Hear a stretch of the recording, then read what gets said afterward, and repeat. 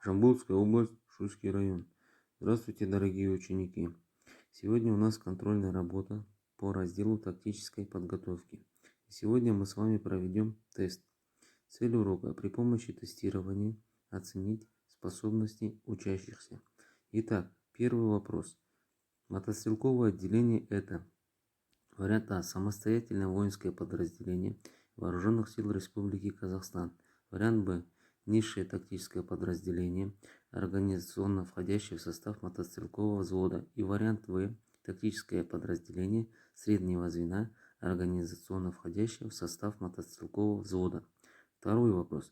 Мотострелковое отделение на БМП в своем составе имеет вариант А – командира, наводчика-оператора, механика-водителя, пулеметчика, стрелка-гранатометчика, помощника гранатометчика, старшего стрелка, стрелка.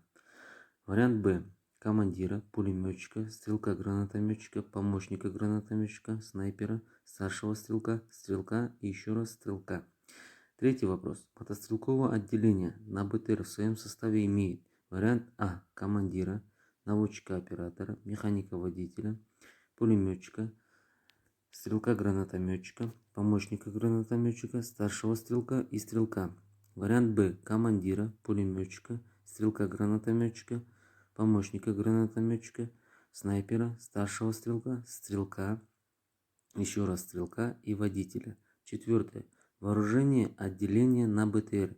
Вариант А – ручной пулемет Калашникова, ручной противотанковый гранатомет АК, снайперская винтовка Драгунова, ручные осколочные гранаты РГГ. Вариант Б – ручной пулемет Калашникова, ручной противотанковый гранатомет, автомат Калашникова, БТР и ручные осколочные гранаты. Пятый вопрос. Виды боя. Вариант А – наступление и оборона. Вариант Б – охват и обход.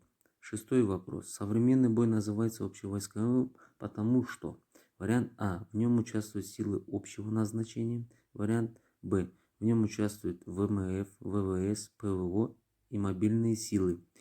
И вариант В – мобильные части ВМФ, ВВС, ПВО, внутренние и пограничные войска. Седьмой вопрос. Походный порядок мотострелкового отделения предназначен А – для передвижения на марше, вариант Б – для передвижения на марше в пешем порядке и вариант В – для передвижения на марше в пешем порядке или на БМП, БТР в колонне. Восьмой вопрос. Боевой порядок мотострелкового отделения – это построение отделения. Вариант А – для ведения боя в наступлении, вариант Б – для ведения боя в обороне и вариант В – для ведения боя в наступлении и в обороне. Пятый вопрос. Интервал между солдатами в развернутой цепи. Вариант А – 6-8 метров, вариант Б – 4-6 метров и вариант В – 10-12 метров. Десятый вопрос. Боевое обеспечение – это вариант А – своевременное обеспечение частей вооружений, боеприпасами и техникой. Вариант Б – разведка, защита от оружия массового поражения, маскировка, охранение, инженерное и химическое обеспечение. 11 вопрос. Каким способом ведется стрельба по низко летящей цели, скорость которой до 105 метров в секунду? Вариант А – сопроводительный, вариант Б – заградительный и вариант В – комбинированный. 12 вопрос. Величина упреждения при стрельбе заградительным способом. Вариант А – 300-400 метров, вариант Б – 800-900 метров и вариант В – 1200-1500 метров. 13 вопрос. Величина упреждения при стрельбе сопроводительным способом. Вариант А – 60-80 метров, вариант Б – 30-40 метров и вариант В – 100-150 метров. 14 вопрос.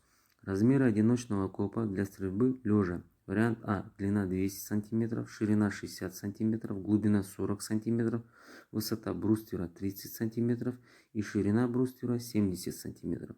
Вариант Б – длина 170 см, ширина 60 см, глубина 30 см, высота бруствера 30 см и ширина бруствера 100 см.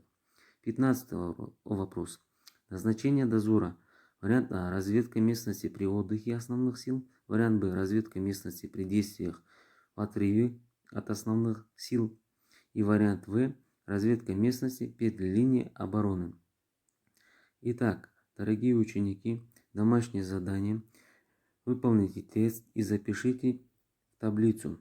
Большое спасибо всем за внимание.